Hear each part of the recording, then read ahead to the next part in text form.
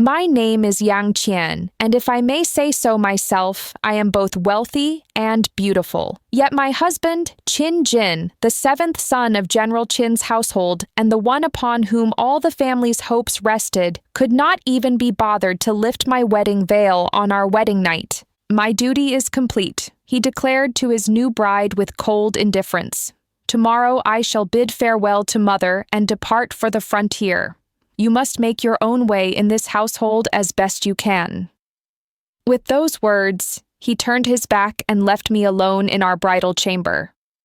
I suppose he found it beneath his dignity, a son of the great General Qin, forced to wed a merchant's daughter for the sake of 600,000 taels of silver. Since he could not defy his family's decision, he chose instead to heap his contempt upon me.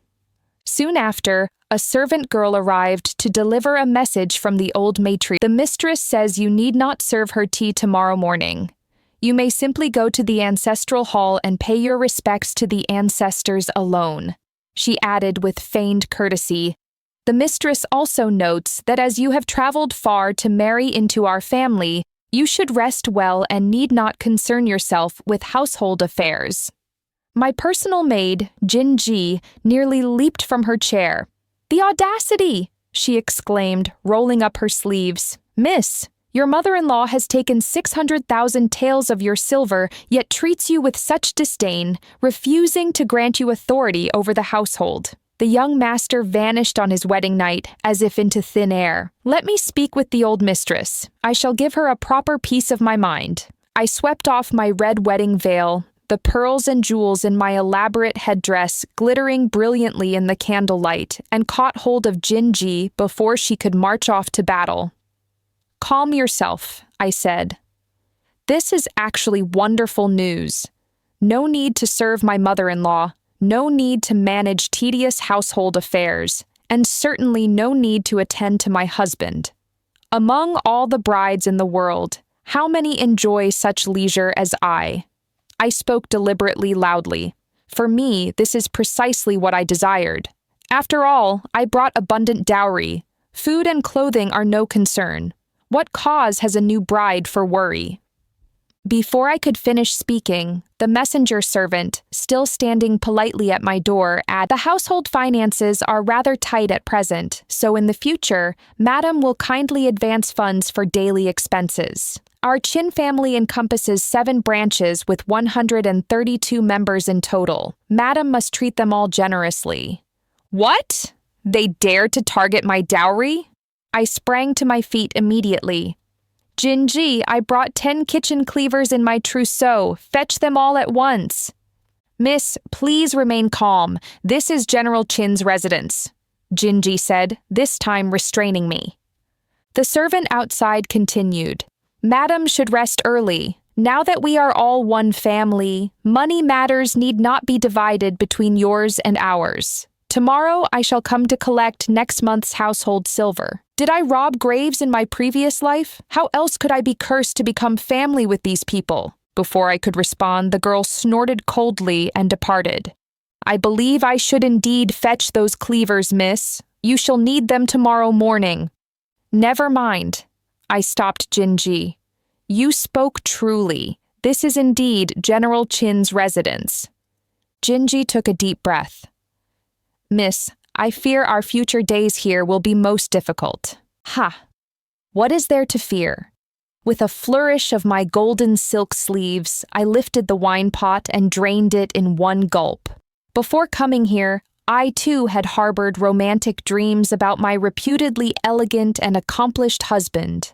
Now my heart had turned to ash. "It matters not," I said, setting down the empty vessel. "I did not come to Chang'an solely to marry. Remember this, when a woman achieves independence, the sky and sea become her domain." Father had prepared 50 shipfuls of dowry for me, creating quite a spectacular sight as they floated along the canal. My sister-in-law laughed, saying, "Truly, it's as if we've dismantled an entire mansion for you." Indeed, they had even included a coffin. Yet upon reaching Chang'an, I found no fertile fields to my name and precious few shops. I could hardly split that coffin for firewood to cook my meals. I clung to father's robes and wept without cease. Daughter's love for father flows like the endless waters of the Yellow River. If you truly must send me far from home to marry in Chang'an, you must increase my settlement. Rebellious child, you dare calculate against your own father, father bellowed. Yet even as tears streamed down his weathered cheeks, he reached for his silver notes. How much better it would be if you were born a son. I thank father deeply, I said, accepting 500,000 taels in promissory notes. Then I pointed to Steward Song standing behind father and wailed, "This dear steward uncle has watched over me since childhood. How can I bear to part from him? And those brothers who keep my accounts, and the managing matrons, and Yang Qian. Enough of this performance!" My sister-in-law roared in exasperation. In the end, I relocated an entire household from Yangzhou to Chang'an, complete with 500,000 taels in silver notes, Steward Song, 10 accountants, and 20 managing servants and maids. Father had said, "A woman's greatest purpose in life is marriage. If she can wed into royalty or nobility, bringing honor and benefit to her family, that constitutes her highest achievement." I had once believed these words, though sadly, it seemed others did not share this view. Father believed that by spending heavily to secure an advantageous marriage, he could protect me for life. Yet, in truth, relying on others is like swallowing a 3-foot sword, and depending on others is like climbing to the 9th heaven. Rather than depend upon the blade in another's hand, better to grow one's own armor. "Do not fret, miss," Jinji comforted me. "You possess 500,000 taels in dowry after all. With careful management, supporting the Qin family for 10 years should present no difficulty." And what of the 11 years hence? After 10 years? Jinji pondered this.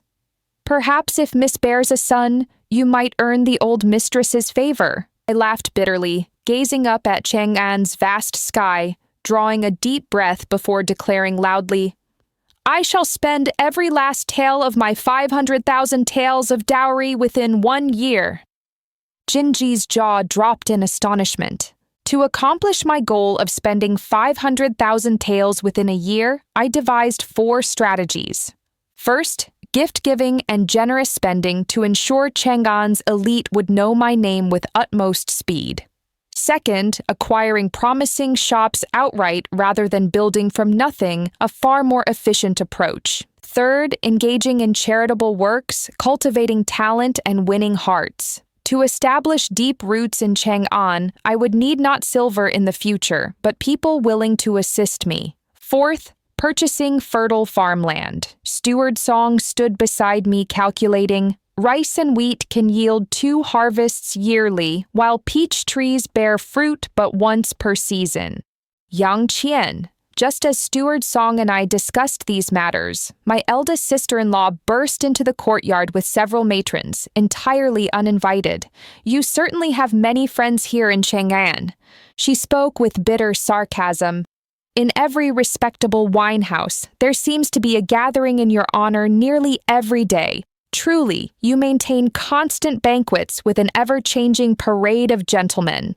I closed my account book and handed it to Steward Song, then replied, "Our dynasty shows considerable tolerance toward women in matters of dress and conduct. If elder sister wishes to visit wine houses, I shall gladly escort you this very evening." I paused deliberately. "Do not concern yourself, I shall pay." That final remark was quite intentional, for I knew well she lacked such funds. My sister-in-law's face darkened. "A woman should conduct herself as befits her station. You might compose poetry, arrange flowers, and take tea with other ladies of quality. Why must you cavort among men like a common trollop?" Sister wrongly accuses me. I associate with men purely because so few women engage in commerce. Do not import your Yangzhou customs to Chang'an. she said, regarding me with disgust. Children of merchant families truly cannot achieve refined elegance. Then why did your family marry such an unrefined bride? I shot back. The Qin family indeed boasts 3 generations of military honors. Yet those who earned such glorious achievements have long since passed away, leaving behind mostly good-for-nothing descendants. Though they cannot manage household affairs, they certainly excel at squandering money. Otherwise, why would they force their most promising 7th son to marry a merchant's daughter like myself? My retort left her speechless. Finally, she managed, I merely warn you. Having married into Chang'an, you must behave as a proper wife. Sister greatly misunderstands me if she believes I came to Chang'an merely to marry, if she thinks marriage is my only option. I smiled broadly, my words clear and unwavering. Listen well, I, Yang Qian, have traveled 1,000 li to Chang'an to conquer this city. Marriage was merely incidental. I spoke loudly enough for every servant in the courtyard to stop their tasks and stare in amazement, while my sister-in-law ground her teeth in fury. Indeed, as a daughter, I possessed no inheritance rights. My brothers and their wives, lacking business acumen yet hoarding wealth like mythical beasts, refused to grant me even a copper coin. Father's traditional thinking meant that allowing me to transcend merchant status and marry into an official family represented his highest expression of paternal love. Yet I was born rebellious. I refused to be praised for gentleness, obedience, or domestic skills. I demanded recognition for beauty, strength, and wealth creation.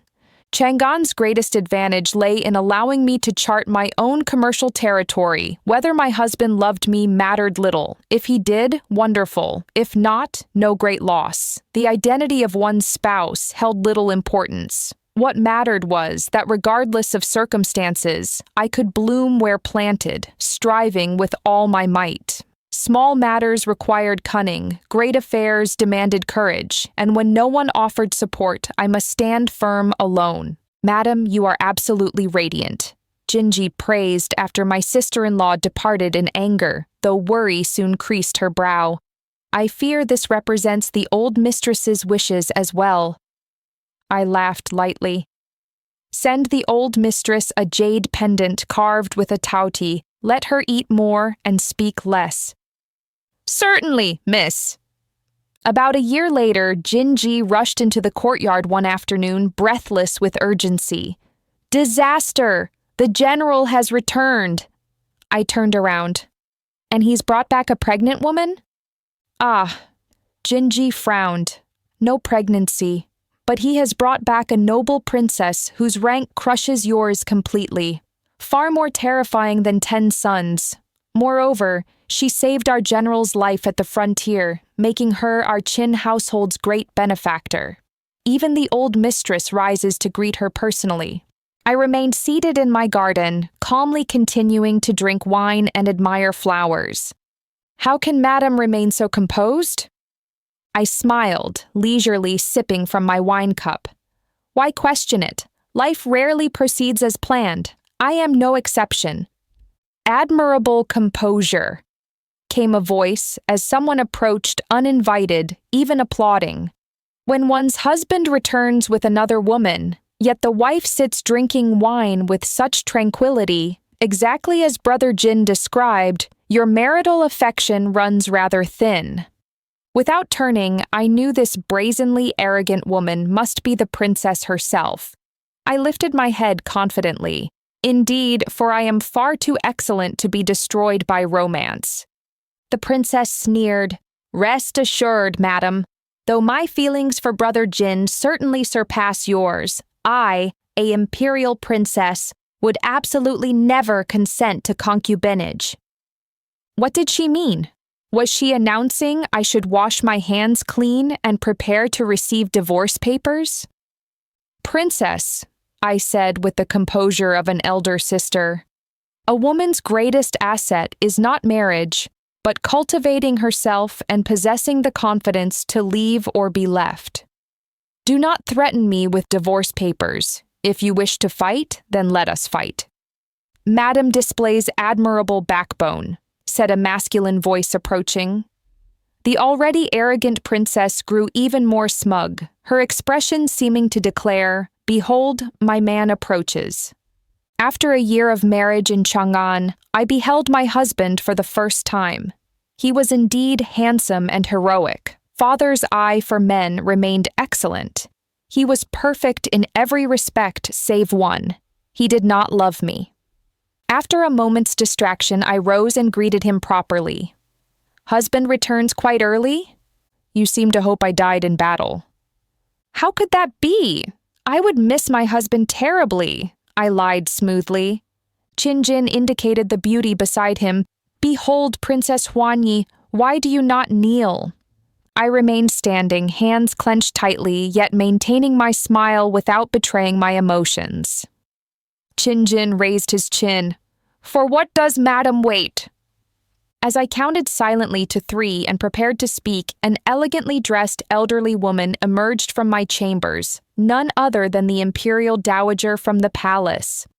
Qin Jin and Huanyi immediately fell to their knees, while the dowager scolded Qin Jin for disrespecting his legitimate wife and harshly criticized Princess Huanyi's shamelessness, nearly reducing her to tears. Both visitors suffered humiliation the moment they entered my courtyard and departed in disgrace. Upon leaving, the dowager had servants carry out 2 large chests of the finest cloud brocades from my quarters. After all, when honored guests depart, preparing appropriate gifts hardly seems excessive. As a general's wife, I found conducting business with powerful men less convenient than befriending noble ladies who could facilitate connections with the decision-makers in their natal and marital families.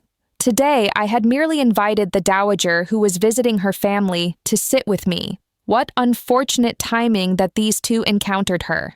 Princess Huanyi, an officially ennobled daughter of an imperial prince, represented true royal blood. Though her father had long since distanced himself from the center of power, his royal lineage remained indisputable. For such a noble woman to pursue a married man and follow him to Chang'an without her royal father breaking her legs seemed remarkable indeed. Jinji muttered these observations as we strolled through the peach grove, where pink blossoms bloomed magnificently across the hillside.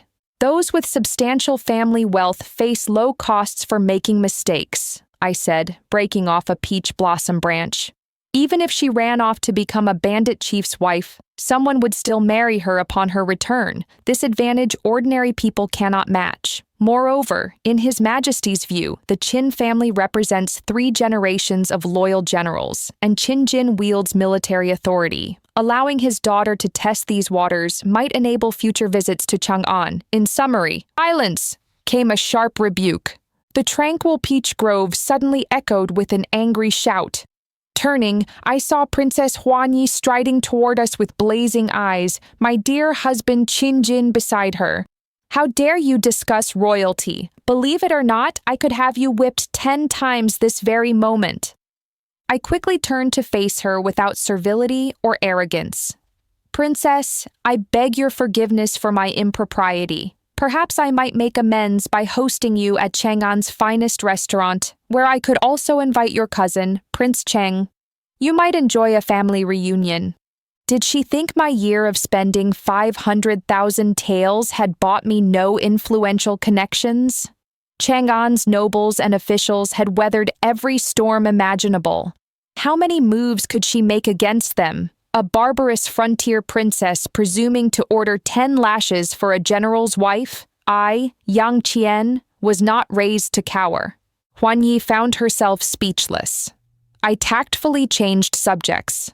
How did the princess and general come to visit this peach grove? The princess huffed coldly, then smugly crossed her arms.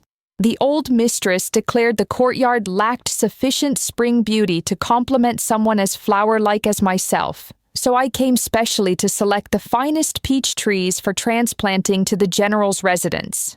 The old mistress even said that if I fancied anything, everything in the household was at my disposal. I understood. The old matriarch had essentially handed household management to the princess. Indeed, I'm unsure of the old mistress's intentions. Clearly, I'm the outsider here, yet somehow I'm performing the duties of a legitimate wife. Princess Huanyi laughed shamelessly. I joined her laughter, informing her, each peach tree costs 100 taels, no discounts. Viewing the blossoms costs 1 tael per visit, 20 taels for monthly access. Flower viewing requires payment? Since when has this been the rule? As of this moment, I replied. Princess Huanyi scoffed. So sister has also come to purchase peach trees? No, I'm selling them. What? The princess started. I gestured to myself. I purchased this mountain and these peach trees belong to me. Transplanting requires payment, as does flower viewing. These trees serve as a paid attraction in spring and produce fruit for sale in autumn, 2 profitable seasons yearly. They cannot be easily transplanted. Princess Huanyi's cheeks puffed with indignation. With a sleeve flourish and foot stamp, she declared, I shall not purchase them, and stormed away. Qinjin regarded me with disdain, murmuring contemptuously, mercenary, before turning to follow. I quickly called after him, Wait! He paused to look at me while I solemnly reminded him, His Highness truly dotes upon his daughter, allowing her to return home with a married man, one willing to give, another willing to receive. General, nothing in this world comes free. Qinjin sneered coldly. What? Seeing the old mistress grant Huanyi household authority has frightened you into seeking my favor? I smiled wryly. I do so enjoy the general's confidence. Transforming my peach grove into Chang'an's newest popular attraction proved simple enough. After conversations with brothel madams, I arranged for prominent beauties to socialize and drink with gentlemen there, even paying them for the privilege. I hired scholars, students, and artists to compose peach blossom poetry and paint grove scenes, ensuring tea-house storytellers wove romantic tales that imbued my peach blossoms with special significance. Within days, my grove became one of Chang'an's most sought-after destinations, attracting talented men and beautiful women, scholars and artists, all composing poetry, drinking wine, and admiring flowers in harmonious splendor. I then stationed a fortune teller beneath the peach trees to calculate romantic destinies while drinking and writing with an air of profound mystery touched by charming eccentricity, 50 taels per reading. I reconsidered and raised the price. No, 50 taels. Jinji looked concerned. Miss, isn't that rather excessive? He serves wealthy young men seeking to impress beautiful women. If I price too low, no one will come, I said, standing in my pavilion and smiling at the elegantly dressed visitors throughout my peach grove. Accuracy matters less than prestige. Jinji nodded thoughtfully. Suddenly, a clear, gentle voice spoke behind me. Madam possesses remarkable talent. Turning, I saw a young man entering the pavilion. Black hair like ink, white robes flowing, features carved like jade sculpture, holding a folding fan that fluttered gracefully, emanating scholarly refinement. Honestly, had this encounter occurred 2 years earlier, I might have paid 50 taels for a romantic fortune reading. Now I could only say, thank you. After exchanging pleasantries, I assumed he must fancy my beauty, but instead he said, I wish to rent 20 peach trees. Ah, so he fancied my peach trees, not me. 10 taels monthly rent per tree, with 100 taels compensation for any damage. That won't do, the young man refused. Just as I prepared to withdraw my offer, he closed his fan and began his presentation. Use red cords to encircle 20 peach trees, hanging prayer ribbons for romantic wishes. Visitors may write names or poetry. Position your fortune teller at the entrance. 10 taels for entering to tie eternal love knots and make wishes. Truly an excellent idea. If he finds the rent too expensive, I simply won't rent to him. Yet I can gladly adopt his suggestion. You propose terms more mercenary than mine. Do you still find 10 taels per tree excessive? The man turned to me. The rent presents no problem, but we should split profits 9-1. Giving me only 10% means I might not rent to you next year. No. You receive 90%, I take only 10. I looked at him instinctively. Spring breezes stirred his hair, making him appear 9 times more handsome than moments before. Why? I asked. He gave me an appreciative look. You possess remarkable commercial talent. Perhaps we'll collaborate more deeply in future. Consider this my introduction gift. Using my own property as an introduction gift while still earning 10%, I feigned surprise while inwardly admiring his skill. How could crude commercial goods catch Madame's eye? He said, opening his fan and preparing to leave. I quickly inquired, You haven't told me your name. If you ask and I tell, you'll remember me briefly, he said, gazing at me warmly. If you ask and I don't tell, you'll remember me forever. My heart leaped. What manner of devilish man was this, so skilled at manipulating hearts? Incidentally, I hear your household has received distinguished guests, he said seriously. Whether fortune or misfortune, disasters cannot be avoided. Simply protect yourself wisely. Are you warning me? He smiled without answering, changing subjects. I know your days as a woman struggling alone in Chang'an are difficult. I will help you, but you must persevere. My polite smile gradually faded as I listened quietly. His words rang with conviction, his smile peaceful yet determined. Due to differences in status, I can say no more. With that, he cupped his hands in formal salute and departed. In that moment, Madam, what troubles you? Jinji noticed something. I nearly wept, watching his retreating figure, whispering, Due to differences in status, I too can only watch you leave. Nearly 2 years in Chang'an, weathering every storm alone without a single person offering comfort, I had thought myself beyond needing such care. The situation with Princess Huanyi pursuing Qin Jin already felt wrong, and now receiving this warning made me even less willing to entangle myself with them.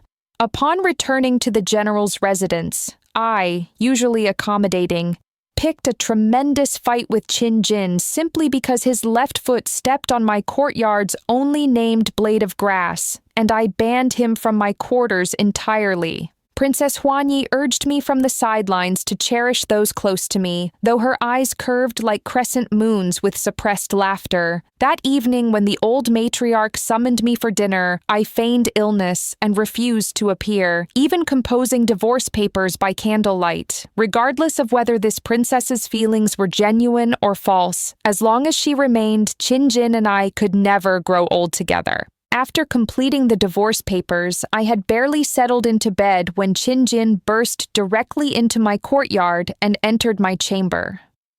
I thought your eyes held only power and wealth. I never imagined you cared so deeply for me. Qin Jin stood beside my bed, regarding me with the first gentle expression I had ever seen from him. But how could he possibly think such a thing? I swore to heaven that after he fled our wedding chamber, I had torn him completely from my heart. You need not pretend otherwise, Qin Jin said confidently, raising his chin. During my year at the frontier, I had stewards observe you, writing monthly reports. Throughout this time, you appeared controlled and indifferent to all Qin family matters. Your assessment proved correct. Yet the princess's presumptuous behavior finally breached your patience. So you did notice her overreach. That you could create such a scene tonight brings me great satisfaction. As Qin Jin spoke, his face showed a kind of pride. I couldn't bear to tell him that precisely because my heart held no place for him, I could quarrel so boldly without reservation. Will you say nothing? Seeing my prolonged silence, Qin Jin fixed me with an intense gaze. I sighed inwardly. I wasn't unwilling to speak, but feared that truth would wound him, while lies would disgust me. Very well, Qinjin's expression softened with sympathy. I know your humble origins make you feel inferior, that your strong self-respect keeps you silent. You need say nothing. I understand everything. No, you understand nothing. I rubbed my forehead and sighed quietly. Grieve no longer. Qinjin's voice gentled as he sat on my bed and suddenly grasped my hand. I instinctively tried to withdraw, but he held tighter. I know you are an excellent woman and an outstanding wife. Our family would prosper under your management. Qinjin spoke solemnly, opening his heart. I also know Mother treats you poorly, that you've suffered much since marrying into the Qin family. You see, many women think men don't understand, but men comprehend everything. Many things they don't see, they choose not to see. The one who truly doesn't understand has always been the woman herself. I couldn't help questioning him. Since you understand everything, why did you choose silence? And having chosen silence, why speak these words to me tonight? Qinjin lowered his defenses. Initially, I didn't know you well and felt some rejection. Gradually discovering your worth earned my admiration. As for the princess, her attractions are superficial. Though her status is indeed noble, that represents a spent force. Regarding long-term household management capabilities, Qinjin smiled helplessly. He lacked the ability to lead his family toward prosperity. After pausing, he added, with your commercial talents combined with my family's honor and achievements, I believe we can accomplish great things in this powerful and wealthy Chang'an. Listening, I mentally translated, although we married, I still considered you an outsider. Later, I discovered your usefulness and realized that replacing you with another woman wouldn't provide value covering the costs and losses involved. Therefore, after weighing benefits and drawbacks, our partnership makes most sense. I drew a sharp breath. While admitting his logic, my heart felt deeply desolate. General, a maidservant called from outside. The princess says she feels unwell and requests your presence. Qinjin responded firmly, Madam is indisposed. I must remain by her side through the night. Send a physician to attend the princess and arrange additional maids for her comfort. He refused the princess decisively. Turning to me reassuringly, he said, Mother favors her greatly, so let her enjoy Chang'an a few more days. After all, she saved my life. I'll find opportunity to send her back to the frontier, setting Madam's heart at ease. He patted my hand gently. I felt somewhat surprised. Having prepared divorce papers, I hadn't expected him to reform so quickly. His speed and decisive attitude impressed me. Had I known making scenes proved so effective, I should have brought my cleaver to his study long ago. In the following months, Qinjin treated me remarkably well. First, he quarreled with the old matriarch to restore my household authority, then argued with his brothers, warning them to control their wives and concubines rather than harassing me. Finally, he summoned various managing servants for stern lectures. Now everyone in the general's residence obeyed my commands. This transformation made my life far more comfortable. When a husband completely supports his wife, household management becomes manageable and family relationships need not grow complex. I knew his heart held little romantic love, more calculation than passion. Yet in such a patriarchal environment, couples supporting each other through life's trials remained precious indeed.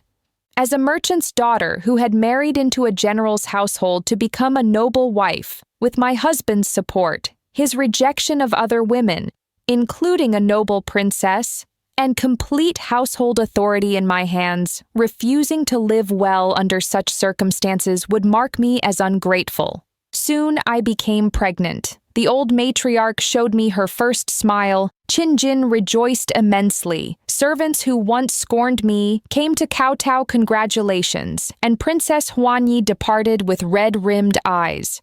I said I would never be a concubine. Tomorrow I pack my things and leave. We shall never meet again. I waved farewell to her retreating figure. How to describe it? Happiness arrived so suddenly that I lost my head, forgetting that the future's allure lies precisely in infinite possibility. On the morning Princess Huanyi was to depart, theoretically her final breakfast with the old matriarch, I served tea and refreshments. After prolonged silence, the old matriarch suddenly placed divorce papers before me. I started lowering my voice. Did Master leave these for you before his death? The old matriarch glared at me, emphasizing, "My son left these for you." I nearly dropped my tea bowl, finding this incredible. After brief hesitation, I stressed, "Mother, I'm still pregnant." The old matriarch remained unmoved while Princess Huanyi actually laughed softly, answering, "Rest assured, for the child's sake, I shall accommodate you and your offspring." Accommodate me and my child? Her? Ji, forgetting protocol in her anger, scolded, "An outsider to the Qin household dares speak of accommodation?" "Not for much longer," the old matriarch said without glancing at me.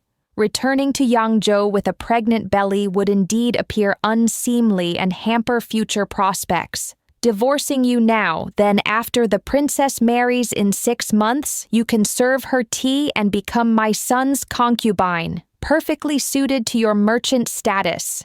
Clear out the main courtyard and move to side chambers. I took several deep breaths, fearing for my unborn child. Opening the divorce papers, I found accusations of 2 violations among the traditional 7 grounds: disobedience to parents-in-law and jealousy. Suppressing my fury, I asked calmly, "Where is Qin? I wish to hear his intentions." "Can't you recognize his handwriting? What more need you see?" The old matriarch's lips curved smugly. "My son is filial. I conceived the plan. He merely executed it. You must still serve him well and avoid creating resentment." Hearing the old matriarch's words, her wisdom truly astounded me. Though being manipulated by this entire family infuriated me, I had to admire her methods. When the household faced financial ruin, they married me, a merchant's daughter, for substantial funds to weather their crisis. Now, with safety secured, they sought to curry favor with nobility. Princess Huanyi absolutely refused concubinage, yet couldn't bear losing me as a cash cow. Hence, they planned to divorce me first, marry the princess as primary wife, then take me as concubine. Knowing me no easy mark, they ensured my pregnancy first, calculating that I wouldn't dare return to Yangzhou with a swollen belly. Beyond the humiliation, ruthless parents might even beat me to death. Vicious cunning, malicious scheming, truly killing 2 birds with 1 stone, securing both power and wealth.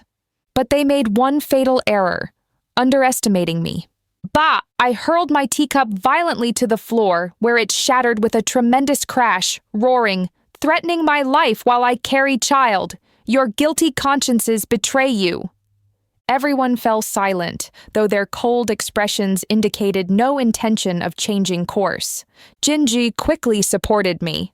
"Madam, don't anger yourself. Mind your health."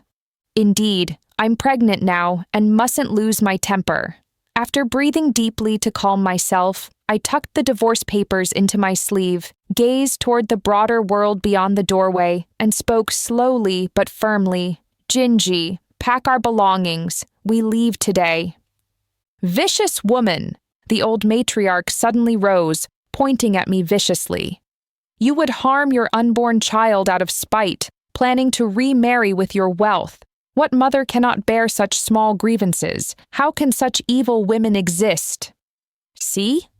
She deliberately used the child to manipulate me, wanting me to swallow every knife thrust. Having failed to control me, she now showed shameless anger. When did I say I would harm my child? I turned at the doorway, speaking slowly, but with crystalline clarity for all to hear. I simply no longer want this child's father. After birth, this child will take my surname. Everyone gasped, even Princess Huanyi showing shock.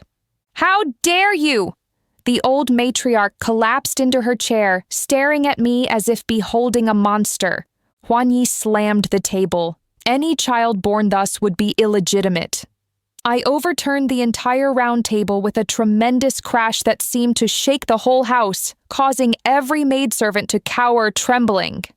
The old matriarch sat stunned, pointing at me stuttering, You impudent!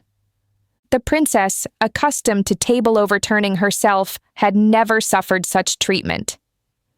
Do you believe I won't report this to His Majesty? Consider carefully, frontier princess. What harsh words do you dare speak? If you fear the emperor won't hear, I'll gladly relay them. Before she could finish, I struck back directly. The proud princess's face contorted with rage. You're no longer Qin family. How dare you overturn Qin furniture? This was my table, I indicated the wreckage.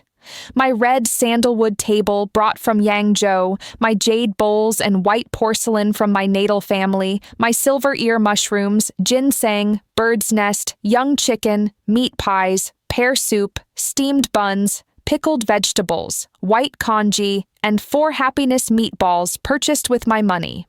Huan Yi opened her mouth but couldn't utter a word. How could she know that the household stipend meant for daily expenses was hoarded by the old matriarch and various family branches, leaving me to fund the entire Qin household's needs? Moreover, how could one Qin Jin support a houseful of parasites demanding daily bird's nest and ginseng? Many things I had endured hoping for peace, never expecting such forbearance to encourage their increasing demands. Jinji, are you here? We move immediately. Not only do we take my dowry, everything in this general's residence purchased by me comes with us, down to the goldfish in the pond. Rest assured, miss, Jinji remembers exactly what belongs to the Qin family and what you purchased. I spat in disgust and strode through the doorway. The princess shouted from behind, supporting herself against the door frame. Does a lowly merchant's daughter truly believe she supports the entire Qin household? This imperial-granted residence won't be intimidated by someone who added a few chairs. Go catch your little goldfish.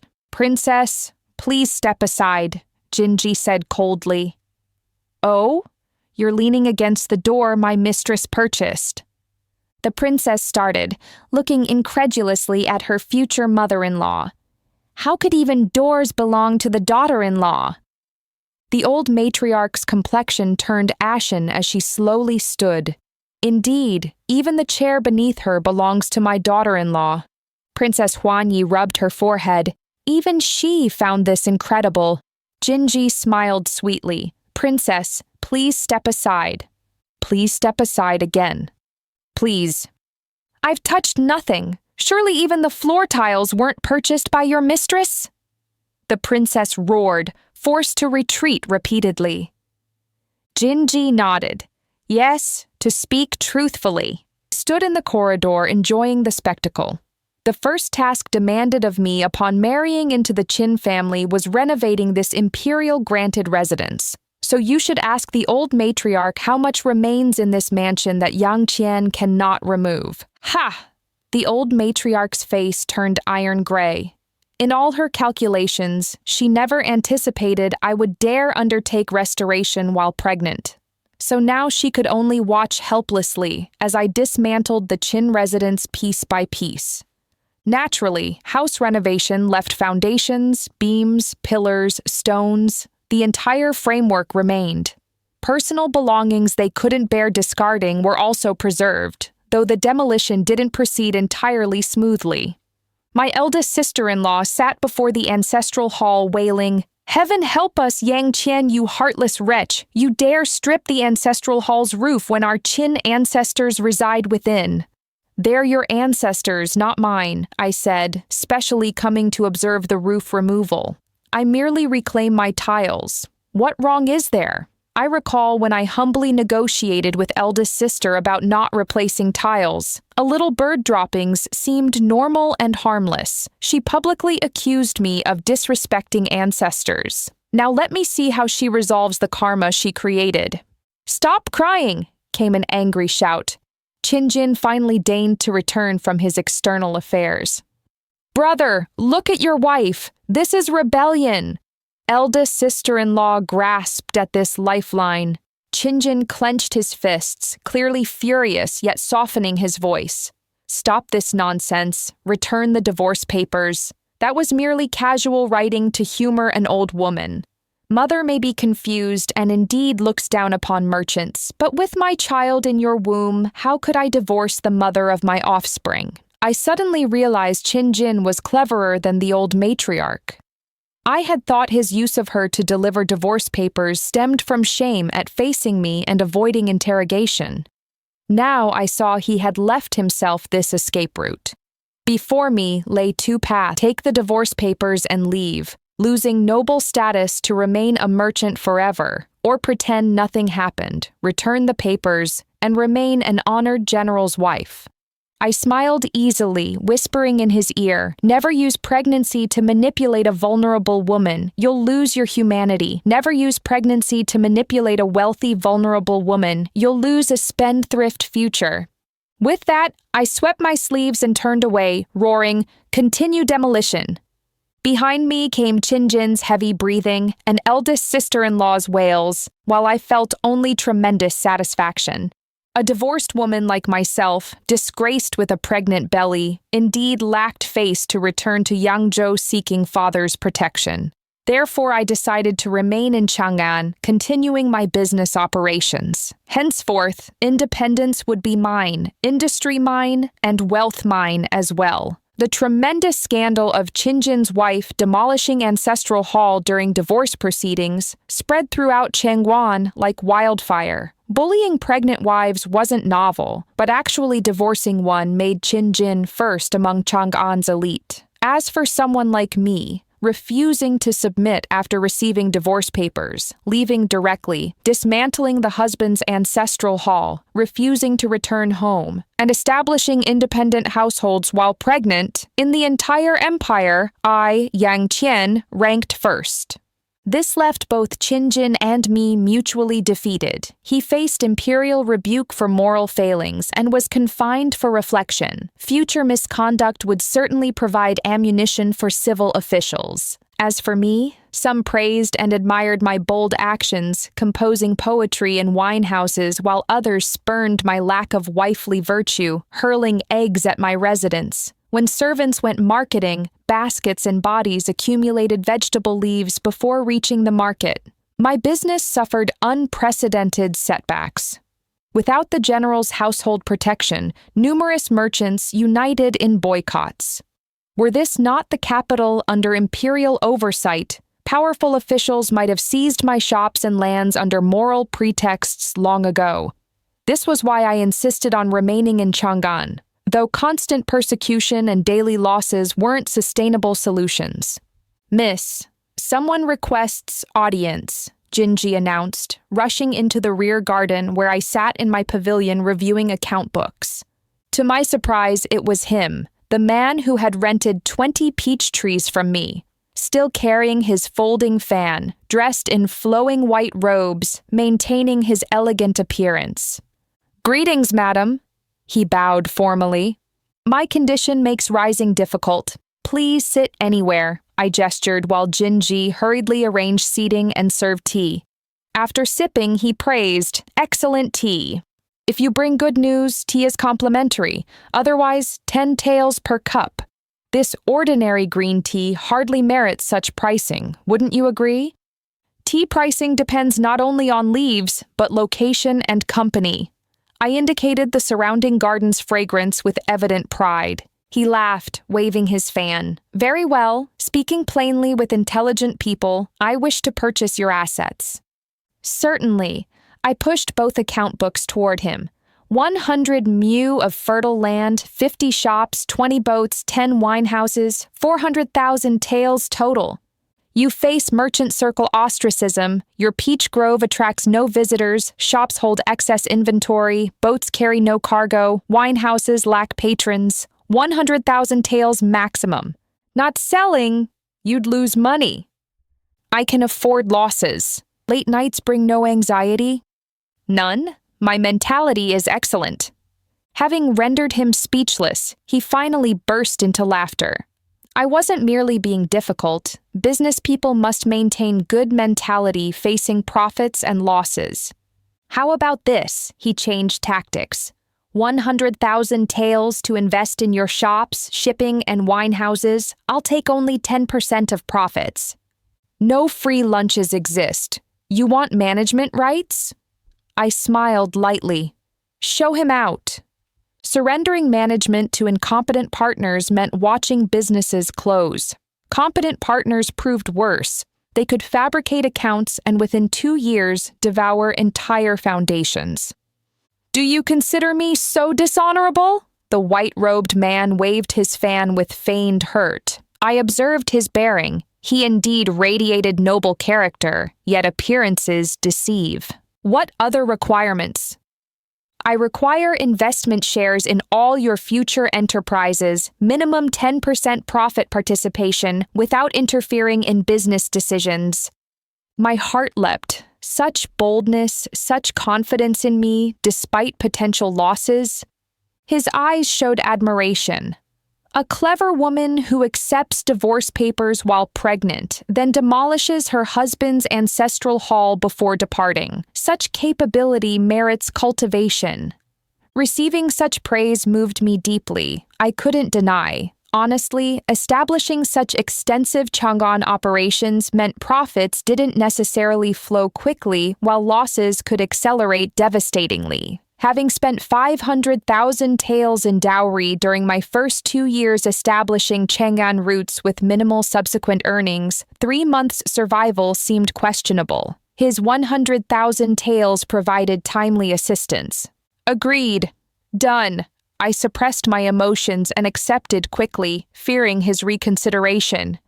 Incidentally, my name is... I don't wish to hear it.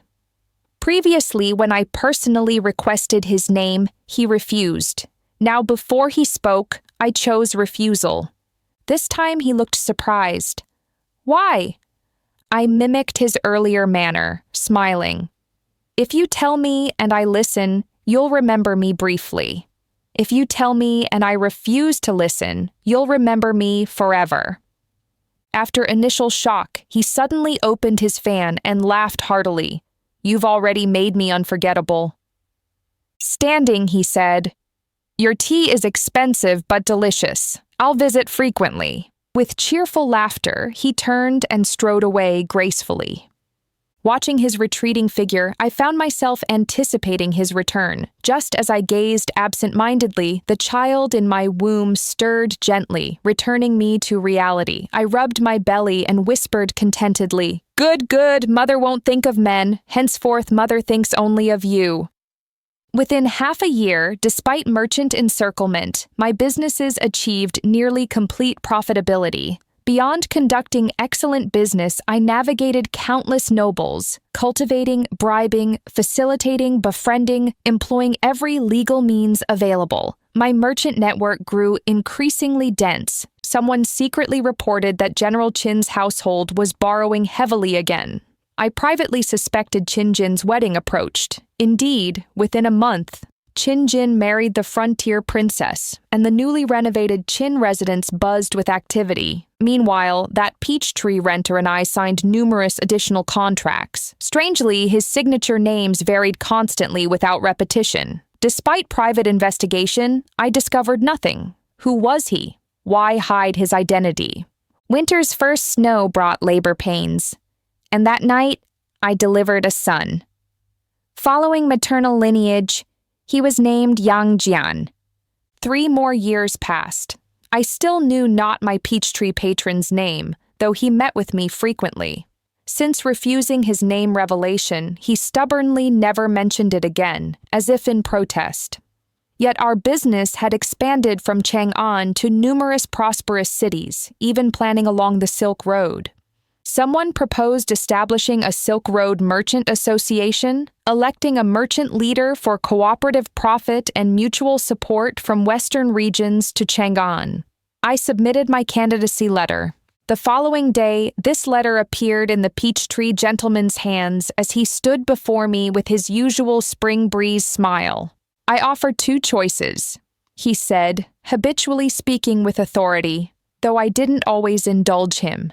No hurry, sit for tea first. We sat facing each other amid garden spring scenery while I prepared tea. I merely stubbornly changed topics. He changed them more drastically. Recent contact with Qin? His question truly startled me. None. Not even Yang Jian? Certainly not, I answered firmly. Since receiving divorce papers and demolishing Qin's ancestral hall, we've had no contact.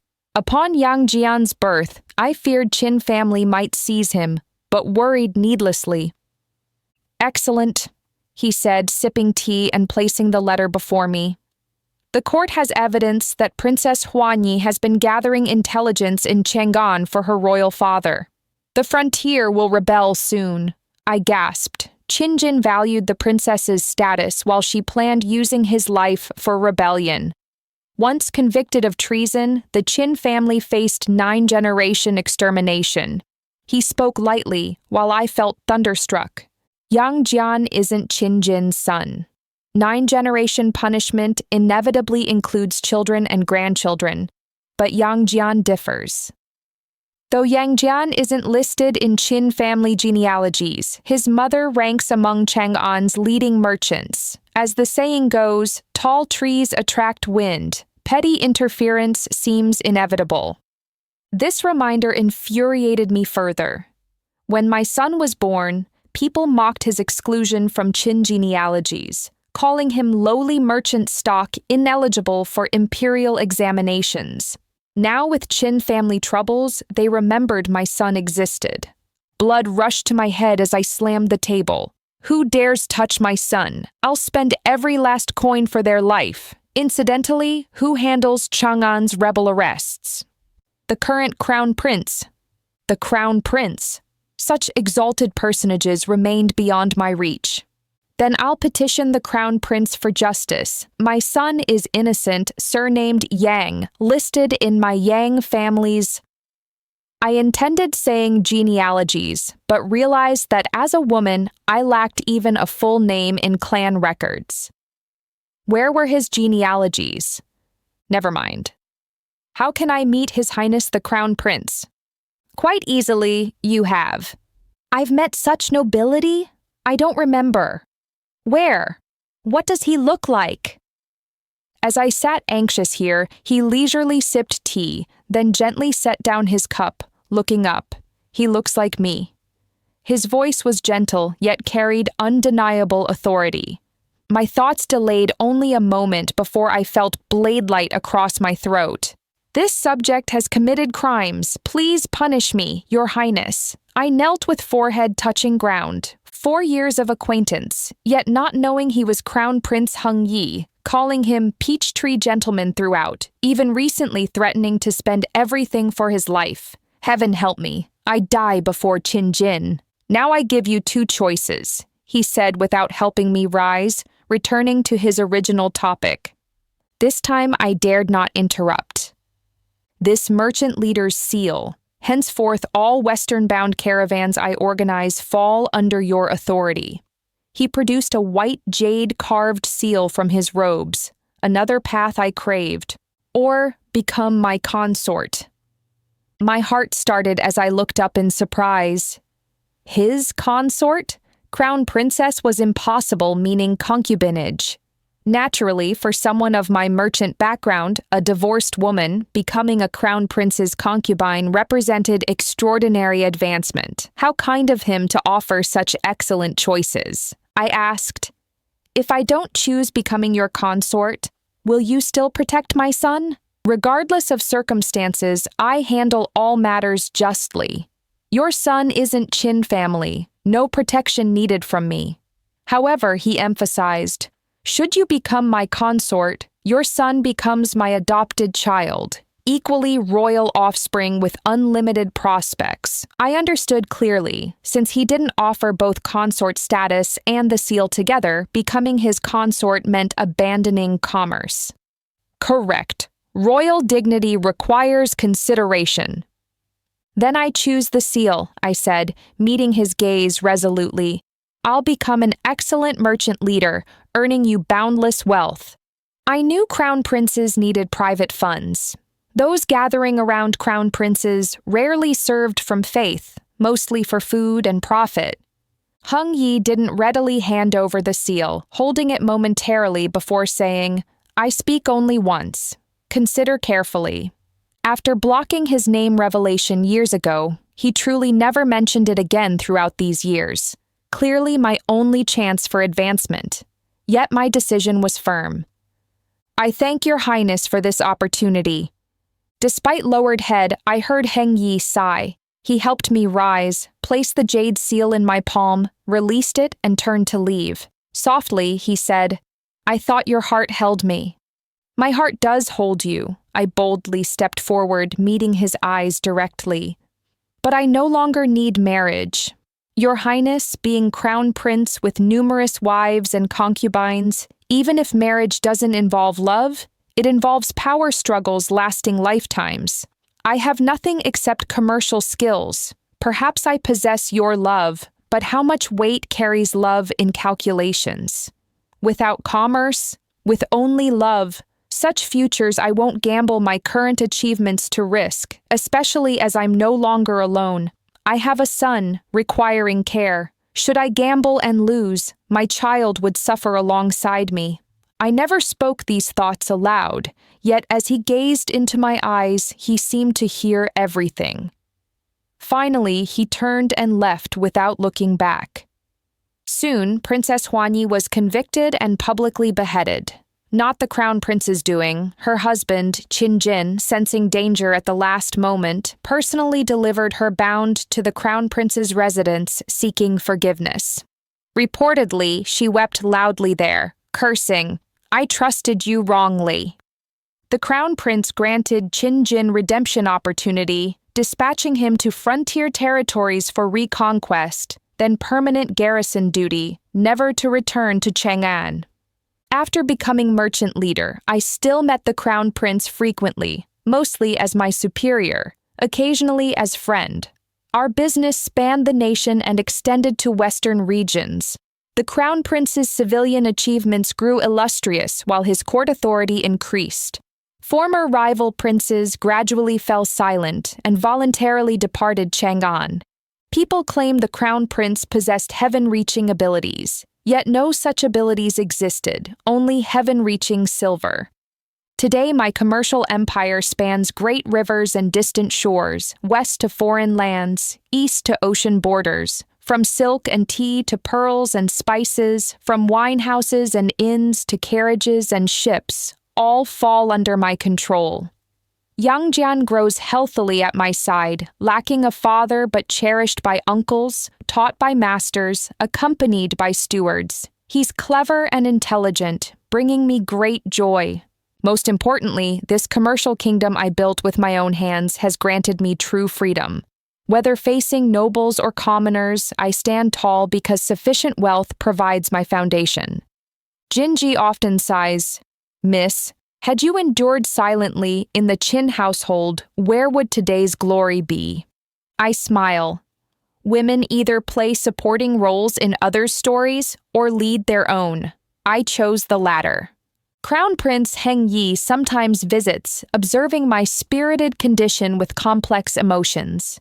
Once he asked, Do you regret it? I countered, Does your highness regret giving me this opportunity? He laughed. Never. Seeing you live so brilliantly brings me satisfaction. That suffices. I raised my wine cup.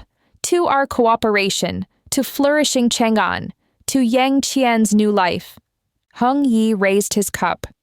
To all women in this world who dare live for themselves.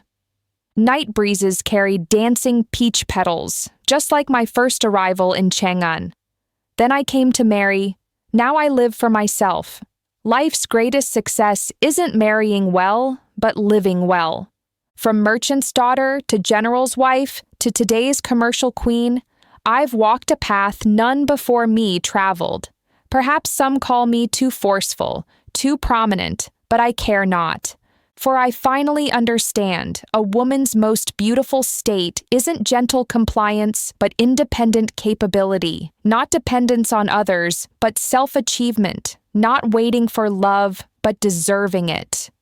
Rich and beautiful, these four characters once represented others' mockery, now my proudest badges. Wealthy, therefore free. Beautiful, therefore confident.